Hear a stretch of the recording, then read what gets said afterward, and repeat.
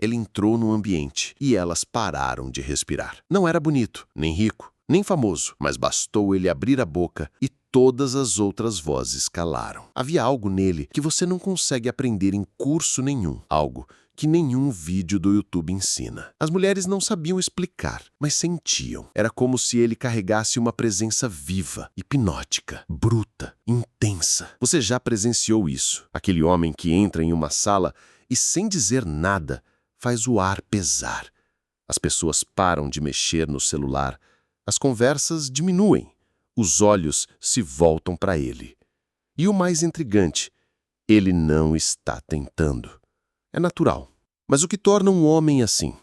O que faz um indivíduo comum se transformar em um ímã invisível de atenção e desejo? Durante anos, um entrevistador de celebridades observou esse fenômeno acontecer.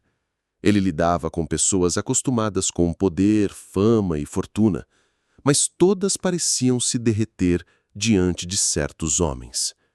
Homens que não seguiam o script da conquista tradicional. Eles provocavam quando deviam elogiar, recuavam quando deviam insistir, criavam desconforto quando o esperado seria agradar. E funcionava, todas as vezes. Por quê? O que esses homens não sabiam é que estavam aplicando de forma instintiva princípios filosóficos antigos, redescobertos por pensadores como Nietzsche, Schopenhauer e Maquiavel. E é isso que você vai entender hoje. Como esses princípios esquecidos podem transformar qualquer homem em um ser magnético, vivo e absolutamente inesquecível. Porque alguns indivíduos entram em uma sala e elas param de respirar. Não é altura, não é dinheiro, não é nem beleza física. É algo mais primitivo. Algo que mexe com instintos, que o sexo feminino nem consegue explicar. Já notou isso acontecer? Talvez em um bar, em uma festa, no trabalho.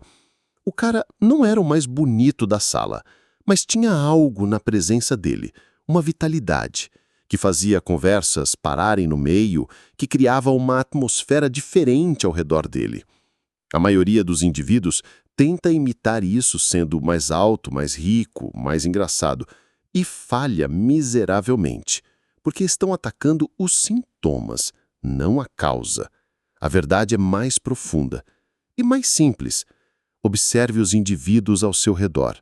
A grande maioria vive em uma energia morta. Falam baixo, se movem devagar, respondem com monossílabos. Parecem que acabaram de acordar ou estão sempre cansados. Quando chegam em uma festa, ninguém nota. Quando saem, ninguém sente falta. Eles existem, mas não estão realmente vivos. E posteriormente se perguntam por que o sexo feminino não se interessa por eles. O problema não é falta de técnica, é falta de vida. Enquanto isso, existe um tipo raro de pessoa que funciona diferente. Quando ele fala, usa palavras que ninguém mais usaria. Em vez de "você está bonita", ele diz "você está absolutamente deslumbrante". Em vez de carisma médio, ele traz carisma efusivo, e elas se derretem na aura dele. Friedrich Nietzsche passou a vida estudando o que separa pessoas vibrantes das pessoas mortas por dentro. Ele descobriu que a maioria das pessoas vive o que chamou de vida descendente, uma força vital que sempre diminui, que sempre se retrai, que sempre busca o menor esforço. Mas algumas pessoas vivem o que chamou de vida ascendente, uma força vital que cresce, que se expande, que contagia todos ao redor. Nietzsche percebeu isso em si mesmo. Nos períodos em que sua saúde estava boa, ele irradiava uma vitalidade que fascinava todos ao redor. Amigos descreviam como ele transformava qualquer conversa em uma experiência eletrizante. Como a sua aura fazia outras pessoas se sentirem mais vivas. Essa intensidade efusiva que atrai o público feminino é a manifestação moderna da vontade de poder nietzschiana. Não poder sobre outros, mas energia que transborda e contagia.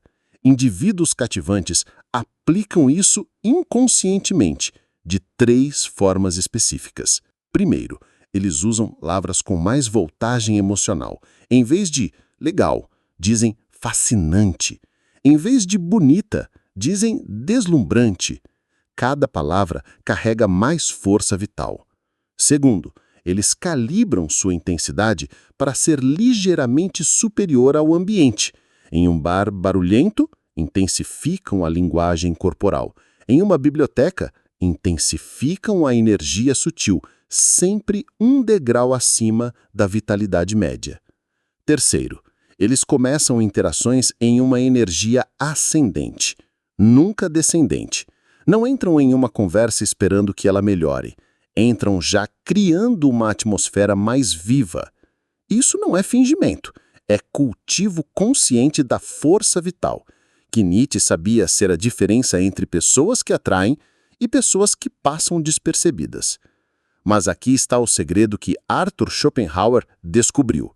Vitalidade sem variação pode te tornar um palhaço desesperado. Existe uma linha perigosa entre fascínio vital e hiperatividade patética, e cruzar essa linha destrói qualquer chance de magnetismo real. Imagine a cena. Você está conhecendo uma pessoa. O diálogo flui, você provoca, ela ri, você elogia, ela derrete. A química real acontecendo. Em seguida, você decide ser um cavalheiro. Para de provocar, foca apenas em elogios, quer mostrar que a respeita. E ela desaparece. Não responde mais mensagens. Fica distante. O interesse que estava crescendo simplesmente evapora. Você fica confuso. Afinal, você fez tudo certo segundo o que te ensinaram sobre respeito e educação. Esse fenômeno surge com a maioria dos indivíduos. Eles acreditam que ser constante é ser confiável, que dar sempre a mesma vitalidade é ser estável, que manter o mesmo tom é ser respeitoso, e assistem o sexo feminino se apaixonar por caras que fazem exatamente o oposto. O cara que ora elogia, ora provoca, que ora se aproxima, ora se afasta, que cria uma montanha emocional em vez de uma linha reta previsível. Mas isso é manipulação, você pensa? Isso é joguinho? Na verdade, é psicologia humana básica. E Arthur Schopenhauer já havia descoberto exatamente por que isso funciona. Arthur Schopenhauer viveu uma vida de oscilações emocionais extremas, momentos de genialidade intelectual, seguidos de depressões profundas, paixões intensas, seguidas de solidão absoluta, reconhecimento tardio depois de décadas de obscuridade. Essa experiência pessoal a levou a uma descoberta revolucionária sobre a natureza humana. Em sua obra, O Mundo como Vontade e Representação, Schopenhauer documentou que o desejo humano funciona como um pêndulo, oscila eternamente entre 2 polos, carência e tédio. Quando não temos algo, sofremos de carência. Quando o temos, entramos em tédio. Nunca existe satisfação duradoura, apenas movimento constante entre esses 2 estados. Schopenhauer observou isso em seus relacionamentos. O público feminino por quem se apaixonava perdia o interesse quando ele se tornava previsível.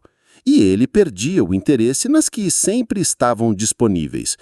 Pessoas hipnóticas descobriram intuitivamente o que Schopenhauer teorizou. Eles criam oscilação emocional deliberada. Não são sempre provocativos, nem sempre elogiam. Elogiosos, eles alternam, provocam quando ela está confortável, elogiam quando ela está insegura, criam um movimento emocional que o cérebro feminino interpreta como vida. Isso não é crueldade, é compreensão de como o desejo realmente funciona. Quando você provoca uma pessoa de forma inteligente e bem-humorada, você cria carência. Ela quer provar que merece melhor tratamento. Quando você elogia sinceramente, depois você satisfaz essa carência. Ela se sente valorizada. Mas se você só elogia, ela entra em tédio. Se você só provoca, ela se sente atacada. A maestria está na oscilação, no ritmo, na dança entre tensão e alívio que mantém o desejo vivo através da força vital conscientemente variada. Experimente algo diferente na próxima interação com uma pessoa que você considera atraente. Quando o diálogo estiver no auge, ela rindo, interessada, completamente engajada, diga algo como: "Foi ótimo conversar com você, mas preciso resolver uma coisa. Falamos depois." E vá embora. Não explique, não se justifique, não peça desculpas por ter que ir. Observe a reação. Vai contra todo o instinto masculino que você tem. Seu cérebro vai gritar: "Fica mais, aproveita que está dando certo." Mas faça o experimento e note como ela te procura depois. Muitos indivíduos operam com uma lógica empresarial na sedução. Se está funcionando, intensifique o investimento. Conversa boa, converse mais. Ela riu, conte mais piadas. Ela mostrou interesse, mostre mais interesse ainda. Essa lógica destrói fascínio mais rápido do que qualquer outra coisa. Porque o cérebro humano não funciona como negócio, funciona como política. E na política, quem sempre está disponível nunca tem influência real. Nicolau Maquiavel viveu em uma época onde influência significava sobrevivência. Como diplomata em Florença, ele observou de perto como príncipes ganhavam e perdiam a autoridade. Uma descoberta o fascinou particularmente. Os líderes mais poderosos não eram os que sempre diziam sim, eram os que sabiam quando dizer não, que sabiam quando se retirar, que entendiam o valor estratégico da ausência. Maquiavel documentou isso em O Príncipe.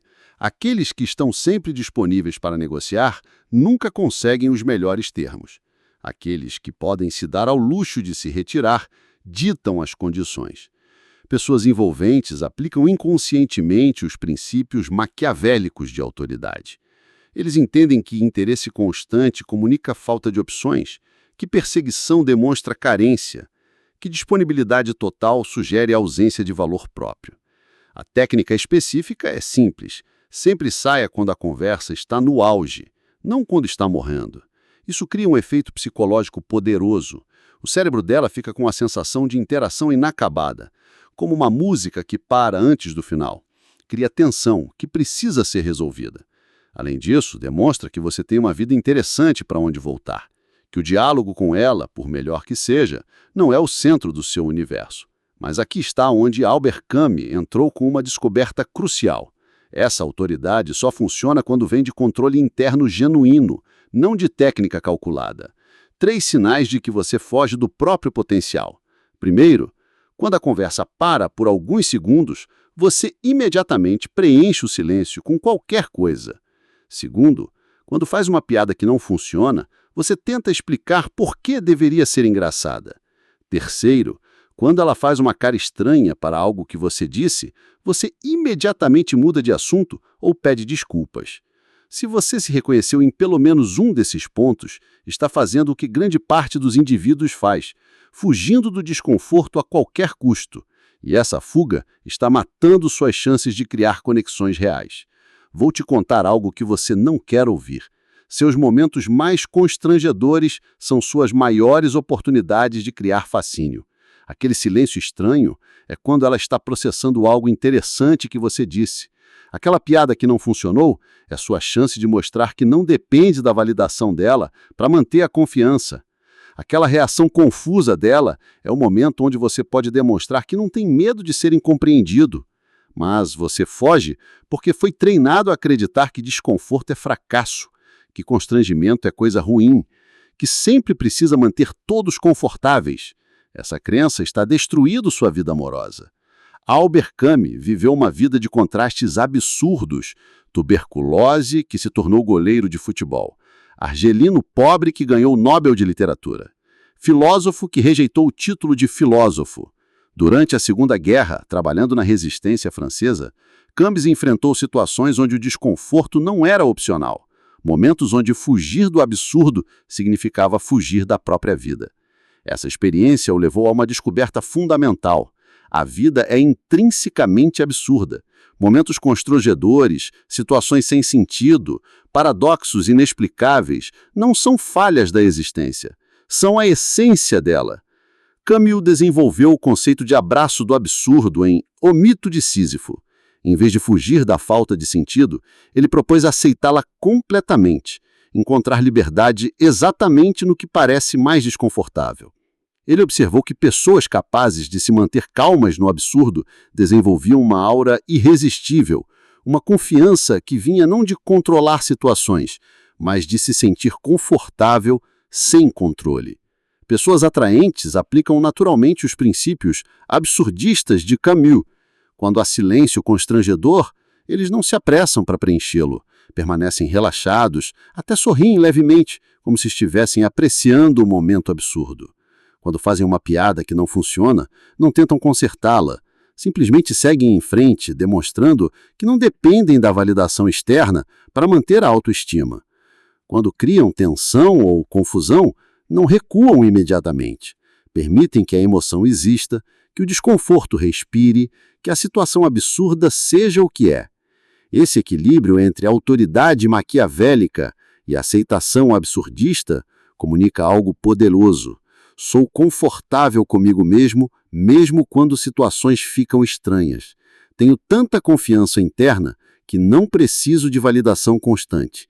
E essa tranquilidade diante do absurdo cria um fascínio que vai muito além de técnicas superficiais. Imagine transformar uma interação sobre batata frita em química pura. Ela menciona que adora batata frita. Você poderia responder, eu também gosto. Conversa morta. Ou você poderia responder, batatas fritas são da Bélgica, não é? A Bélgica é especialista em tudo que faz mal. Batatas fritas, chocolate, waffles, heroína. Ela explode de rir. O clima muda completamente de informativo para brincalhão, de sério para absurdo. Você acabou de mudar o jogo. Pense nas suas últimas 5 interações com pessoas que você achou atraente. Quantas vezes vocês trocaram informações de onde você é, o que faz, onde estudou? Quantas vezes vocês brincaram com as palavras, criaram um absurdo criativo, disseram coisas absurdas só pelo prazer de ver o outro rir? Se você for como grande parte dos indivíduos, a resposta é assustadora. 90% informação, 10% diversão. E posteriormente você se pergunta, por que ela pareceu entediada? Por que não rolou química? Por que ela disse que não sentiu aquela conexão? Pessoas foram treinadas para ser informativas, para responder perguntas diretamente, para ser úteis e práticas em conversas. Esse treinamento destrói qualquer possibilidade de fascínio, porque informação não cria emoção, dados não despertam desejo, utilidade não gera química. Enquanto isso, alguns indivíduos fazem algo completamente diferente. Eles parecem falar uma linguagem secreta, que transforma qualquer diálogo em uma experiência hipnótica. A diferença não está nas palavras que eles usam, está no jogo que eles escolhem jogar. Ludwig Wittgenstein passou anos obcecado por uma questão. Por que a mesma frase pode ter significados completamente diferentes dependendo do contexto? Trabalhando como soldado na Primeira Guerra, posteriormente como professor primário, ele observou como as mesmas palavras criavam realidades diferentes, dependendo de como eram usadas. Sua descoberta revolucionou a filosofia. Não existe linguagem neutra. Toda conversa acontece dentro de jogos de linguagem, contextos que determinam não só o significado, mas o tipo de realidade que está sendo criada. Wittgenstein identificou que quando mudamos o jogo de linguagem, mudamos completamente a experiência da interação. O jogo científico cria uma realidade. O jogo poético cria outra. O jogo do flerte cria uma terceira. E a maioria dos indivíduos fica presa no jogo informativo, o mais mortal para a atração. Pessoas envolventes dominam a arte de mudar jogos de linguagem instantaneamente. Quando ela fala sobre trabalho, jogo informativo, eles respondem com absurdidade criativa.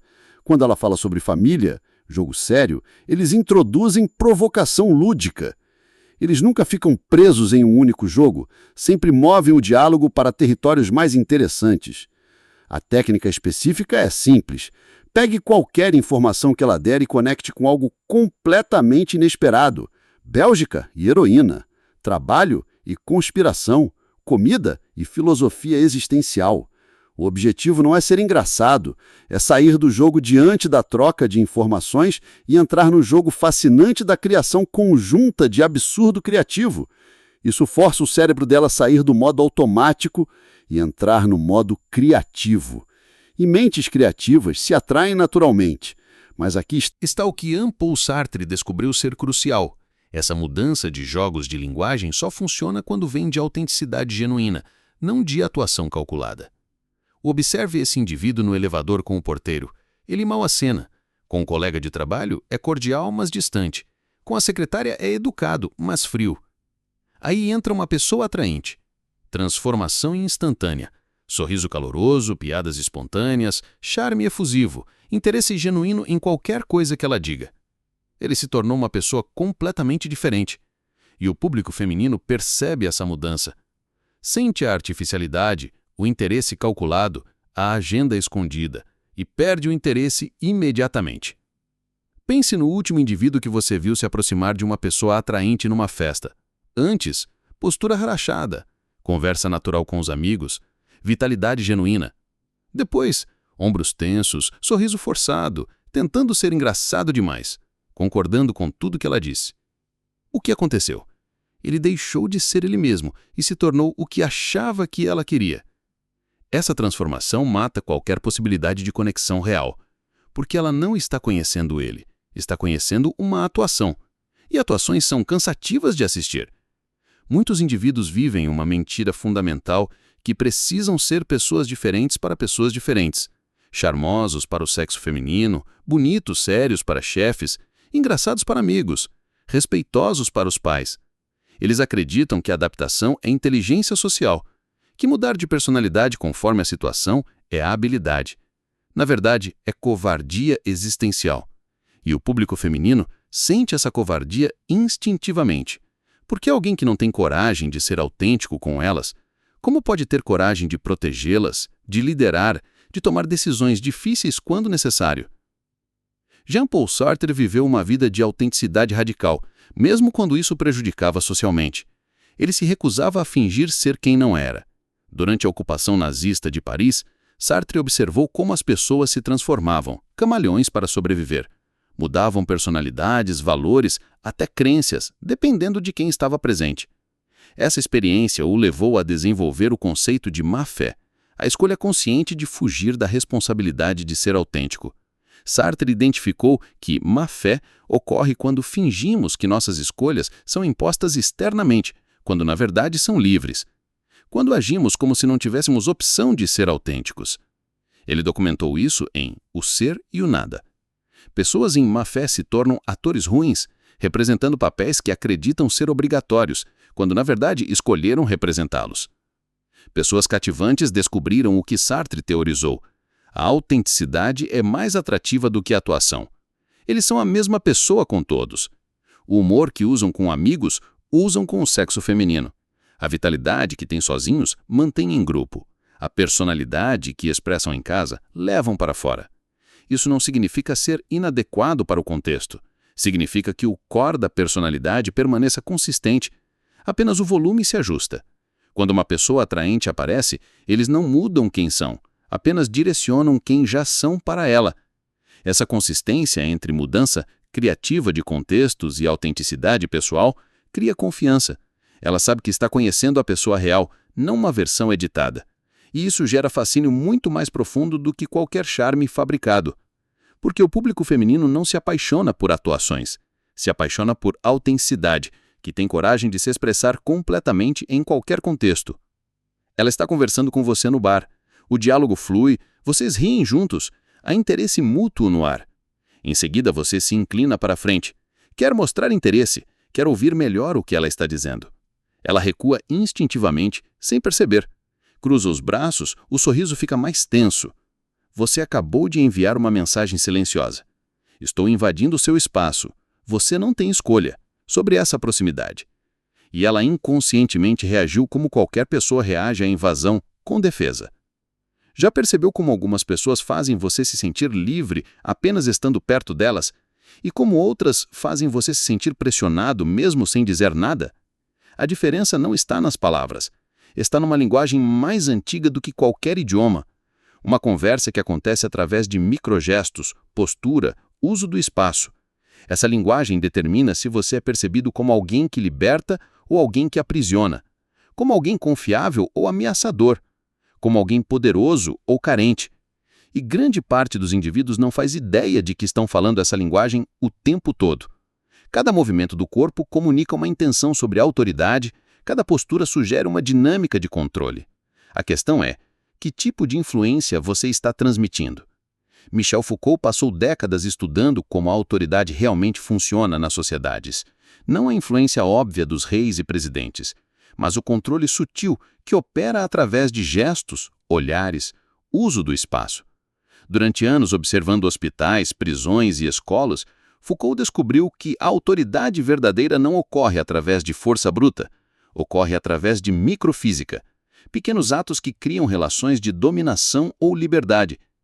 Ele documentou em Vigiar e Punir como um simples olhar pode criar submissão, como a proximidade física pode comunicar controle, como a postura corporal estabelece hierarquias invisíveis. Foucault observou que pessoas que exerciam influência real, diretores de hospitais, professores respeitados, nunca precisavam forçar proximidade. Elas criavam espaços onde outros escolhiam se aproximar. A descoberta foi revolucionária. A autoridade autêntica não invade, atrai pessoas. Hipnóticos aplicam intuitivamente os princípios de Foucault sobre microfísica da autoridade. Eles nunca se inclinam para a frente durante conversas, mantêm postura relaxada, ligeiramente reclinada. Isso comunica: tenho tanto valor próprio que não preciso me esforçar para conseguir sua atenção. Eles respeitam o espaço pessoal, mesmo quando o interesse é mútuo, deixam ela decidir quando diminuir a distância física. Isso comunica: sou poderoso o suficiente para não precisar invadir seu espaço. Eles usam gestos abertos, nunca fechados, braços relaxados, palmas visíveis. Isso comunica: não tenho nada para esconder, não represento ameaça. O resultado? Ela se sente segura para se aproximar, para baixar as defesas, para expressar interesse sem medo de ser dominada. E essa sensação de liberdade na hora dele cria fascínio irresistível. Você já esteve na Disneyland? Tudo parece perfeito. As ruas são impecáveis, os funcionários sempre sorriem. Cada detalhe foi desenhado para criar uma experiência mágica. Mas após algumas horas, algo estranho acontece. Você percebe que nada ali é real. Os castelos são cenários, os sorrisos são obrigatórios. A magia é fabricada. E você sente um vazio, uma saudade do mundo real, por mais imperfeito que ele seja. Esse fenômeno surge com a masculinidade moderna. Indivíduos estão virando parques temáticos de si mesmos. Abra um Instagram. Observe as pessoas que se vendem como alfas. Poses calculadas, frases decoradas, músculos bombeados, carros emprestados, tudo perfeito, tudo planejado, tudo vazio. Agora observe como o público feminino reage a esses perfis. Elas curtem, comentam, até se interessam inicialmente, mas raramente desenvolvem sentimentos profundos, porque estão interagindo com uma simulação de masculinidade, não com masculinidade real. Vivemos em uma época em que indivíduos aprenderam a simular atratividade com tamanha perfeição que esqueceram como ser genuinamente atrativos. Eles memorizaram linhas de sedução, mas perderam a capacidade de conversar. Desenvolveram músculos, mas perderam energia. Criaram personagens envolventes, mas perderam suas próprias personalidades. Você passou por uma jornada filosófica. Viu como Nietzsche revelou que energia vital atrai mais do que qualquer técnica. Como Schopenhauer mostrou que desejo oscila entre carência e tédio. Como Wittgenstein provou que mudança de contexto muda tudo. Viu Maquiavel demonstrar que a autoridade vem através da retirada estratégica. Sartre revelar que a autenticidade é mais atrativa que a atuação. Vou mostrar como linguagem corporal cria liberdade ou opressão. Camus, ensinar que abraçar o absurdo gera fascínio. Agora vem a pergunta crucial: como integrar tudo isso em uma vida real? A resposta não está em aplicar 8 técnicas diferentes. Está em compreender o princípio unificador por trás de todas elas. Todos esses filósofos em épocas e contextos diferentes descobriram a mesma verdade fundamental. Fascínio humano vem da coragem de ser completamente real. Nietzsche chamou isso de vontade de poder, a coragem de afirmar sua natureza verdadeira. Sartre chamou de autenticidade existencial, a recusa de viver em má fé. Todos apontam para a mesma descoberta. Pessoas se sentem atraídas por indivíduos que têm coragem de existir plenamente. Transforme-se em um indivíduo filosoficamente irresistível através de 4 níveis de desenvolvimento. Nível 1. Energia vital. Cultive vitalidade que transborda naturalmente. Não intensidade forçada, mas fascínio genuíno que vem de estar alinhado com sua natureza. Nível 2. Oscilação consciente. Domine o ritmo entre aura e ausência, elogio e provocação, interesse e independência. Não por manipulação, mas por compreensão da natureza do desejo. Nível 3. Diálogo libertador. Desenvolva formas de falar e se mover que criam liberdade para outros serem autênticos. Linguagem que liberta, gestos que não oprimem, contextos que permitem verdade. Nível 4. Energia absurdista.